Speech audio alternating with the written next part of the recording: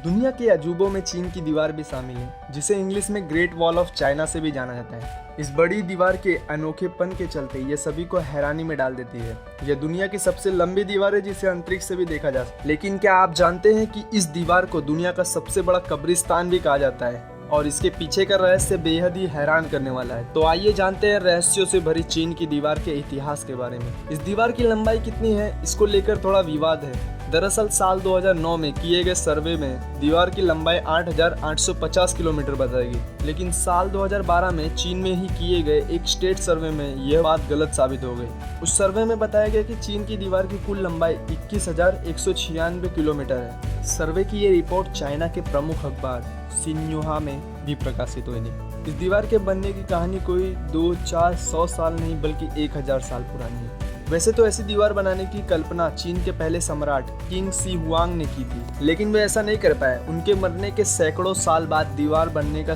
काम शुरू किया गया। माना जाता है कि इसे बनाने की शुरुआत 5वीं सदी से हुई थी, जो कि 16वीं सदी तक चली।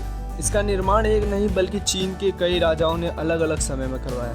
कहा जाता है कि इस दीवार का निर्माण दुश्मन से चीन की रक्षा करने के लिए किया गया था, लेकिन ऐसा हो नहीं सका था। साल 1211 में मंगोल शासक के चंगेज खान ने एक जगह से दीवार को तोड़ दिया था और उसे पार कर चीन पर हमला कर दिया था। चीन में इस दीवार को वैनली चैन चैंग के नाम से जाना जाता है। कहा जाता है कि इस दीवार की चौड़ाई इतनी है कि इस पर एक साथ 5 घोड़े और 10 पैदल सैनिक चल सकते। माना जाता है कि इस बड़ी दीवार को बनाने में 20 लाख मजदूर लगे थे, जिसमें से करीबन 10 लाख लोगों ने इसे बनाने में अपनी जान दे दी थी।